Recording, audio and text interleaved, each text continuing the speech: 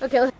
Okay, this is Lucas McKay, and he is the video coordinator for the Clemson basketball team. And we're going to talk to him about his job. So, what are your duties as the video coordinator? Duties as video coordinator include getting obviously all the film we need for opponents and scouting, film of ourselves, of our games, practices, workouts, etc. Our staff is particularly big on player development, so we use film to show guys how they can get better, how they can do things better, and also use it as a positive reinforcer too, in terms of showing guys what they're doing well and what they need to continue to do well for us to be successful. How old were you when you decided that you wanted to work in college basketball?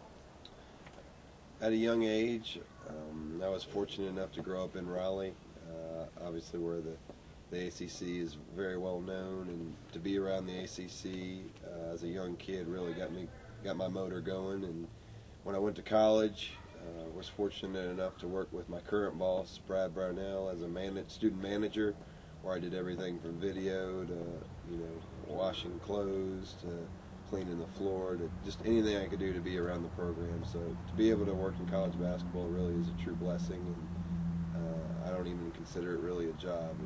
Going to work every day for me is something that's fun, and certainly enjoy it. Okay. How has your dream morphed as you've gotten older? Well, I think you start to see that hard work does pay off, and if you're in it and you're with the right people and you do a good job, people notice that, and they want to keep people like that around. Obviously we're in college basketball is a very cutthroat business. Coaches today are getting fired. It's very recession-proof, and people want people who work for them that they can trust and they know will do a good job. So I've been very fortunate in that regard, and as I mentioned in the previous question, I don't even really consider this as a job. This is like fun for me. It's not hard waking up for work every day and getting motivated to work. I'm coming off a week where I got maybe 5 hours of sleep, and I'm peachy as can be. Okay, was there a certain person who inspired you to choose this career path? It's funny. It's probably a lot of people. I was a very, very average high school player. Did not actually make the team until 10th grade. But, my JV coach really inspired me to keep going. Since I wasn't a good player, I had to know how to do the little things well. And I think that's kind of what I brought to the profession, being a detail guy, being a knowledge guy. I think, those things have really helped me. And then when I was fortunate enough to make the varsity team in 11th grade, there was, nothing against my high school coach. I thought he did a decent job, but I just felt like I could give kids a better experience than that, and that's what kind of made me want to get into coaching. That's kind of what propelled me. So, what challenges have you faced in pursuing this career path? Well, anytime you're in college basketball, you're dealing with the unwavering, unstable state of 18 to 22-year-old men, and the things that go through their minds sometimes, the decisions they make, just kind of leave you shaking your head sometimes. But at the end of the day, they're at a critical, pivotal point in their lives, and to be able to share that with them through basketball is really a true blessing, and something I cherish every day. I think one thing you can help instill in your players is if you leave a little piece of you in your players, then you're doing all you can do, and that's something I strive to do every day in my daily contact with them. So, have you ever had a different dream from this? Sure. They say the average person changes career 4 to 6 times. I'm fortunate enough not to have changed careers yet, but at any given time, with the nature of the profession, you might be forced to change careers. But at the same time, I've been blessed to truly live my dream. I feel like I live my dream every day when I go to work. To have come from nothing and to be in the position I'm in, not having played the game of college basketball, is truly a blessing for me. And I'm just going to ride this wave out as long as I can. And when the Lord has something else in store for me, I'll know it's time to move on. But here I am for now. Okay, if this wasn't possible for you to be doing, what would you be doing? It's a good question. I haven't really spent much time thinking about that. I just try to deal in reality. But something around the game for sure, whether that's coaching at the high school level or junior college level, or something. I just feel like I've really been blessed to be around the game, and the game's given me a lot. So I feel like the least I can do is help give back to the game and help people have a good experience around the game. So, what has been your favorite team to work with so far? Well, that's a hard question because every team's different, and every team has things about it that you like.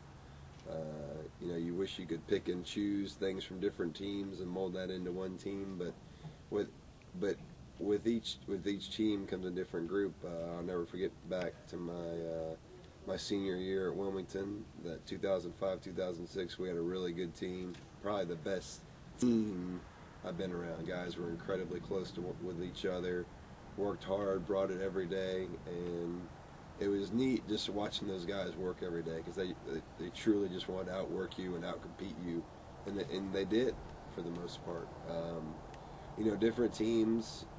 2009, 2010 Wright State Raiders. That was a neat group. It was a fragile group. It was hard to, and maybe this is more of a generational thing now. That kids were a little bit, I don't want to say resistant to coaching, but you couldn't yell at them all the time. You couldn't scream at them all the time. We had find different ways to massage them and get them, motivate them, and get excited. And that was fun because then you're stretching your creativity as a coach. And then this year was particularly exciting for me. This 2010-11 Clemson team. Here we are, new coaching staff. They don't know us. We don't really know them. We're trying to get the players to buy into a new system, new way of doing things that they're not used to, and it's not always easy. December 12th, 2010, our team's 5-4, and it could have gone the other way. But give our kids credit; they bought into what we were doing.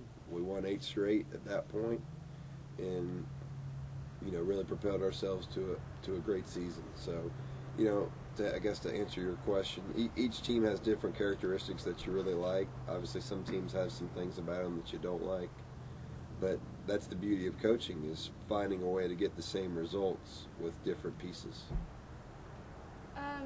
Who are the people that helped you the most in pursuing this career? Sure. Well, I think obviously my current boss, Brad Barnell, has been instrumental. He's really believed in me, and I think has given me chances to follow him and to work, and really gives me the freedom to do my job on a daily basis. He's not one of these guys that's a micromanager. He gives you a job to do, and he trusts you to get it done. And when you don't get it done, are there going to be problems? Yeah, but there should be. So he's been really good. Obviously, that first staff I worked with as a manager has been really helpful. Coach Billy Donlin, who's now fortunate enough to be a head coach at Wright State, really got after me early about work ethic and doing the right thing, treating the players right, and really getting to know the players. Because at the end of the day, the players are what it's about, and knowing what's going on in their heads is extremely important. And what you can do to maybe make them happier or make them gain more of an understanding is critically important too. So those two guys. Then I'm fortunate enough to know a lot of guys in the profession who have given me good advice, and I'm kind of on a ladder, so to speak, in the profession. I'm kind of about midway up the ladder. I've gone from being a manager to like an administrative assistant, now a video coordinator. The next level is maybe ideally is DOBO, a director of basketball operations, or an assistant coach. So we'll just see. I'm not in any hurry. I've taken my time to get to where I'm at now, and certainly don't want to rush anything. So just take it one day at a time, 1 year at a time. That's what I'm about. So. Did you ever have any doubts that you could successfully pursue this career? Sure. I think anytime you're going from college to getting out in the real world, you're going to be faced with doubt at some point. Just because you don't know. You're going from the known kind of college or you have a set schedule, to the unknown, which is the real world and can be kind of scary. I was fortunate enough that had made some contacts early, gotten some good advice on how to kind of enter the profession, and with that, it kind of led to some things, and was fortunate enough to get a job right out of college and start working right away, and look forward to continuing to be in this profession for a long time.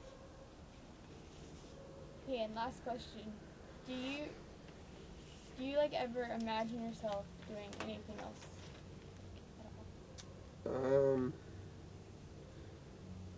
I haven't really spent a lot of time to think about that, to be honest, just because, like I said, you want to deal in reality, and the reality is right now I have a job at Clemson University, and I'm very blessed to have that job.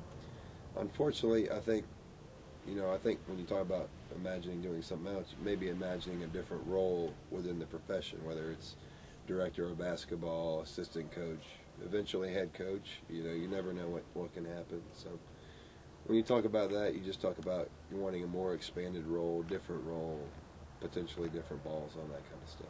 So, Thank you. You're welcome.